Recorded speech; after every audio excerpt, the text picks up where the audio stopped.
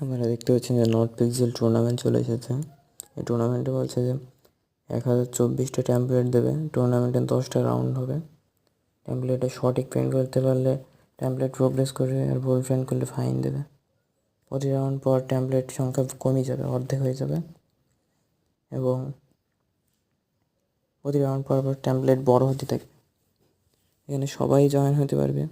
প্রতি রাউন্ডের শুরুতে ট্যাম্পলেট চুজ করতে পারবেন, তাই প্রথমে সঠিকভাবে ট্যাম্পলেটটা চুজ করবেন, কারণ পরবর্তীতে আর চেঞ্জ করতে পারবেন না। প্রতি রাউন্ড শেষে যাদের ট্যাম্পলেট জিতবে তারা পিএক্স পাবে, আর যাদের ট্যাম্পলেট হারবে তারা কিছু পাবে না।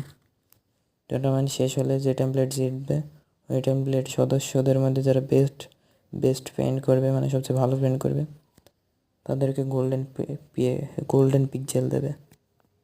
টুর্নামেন্ট শুরু হলে আবার ভিডিও দেবো ওখানে।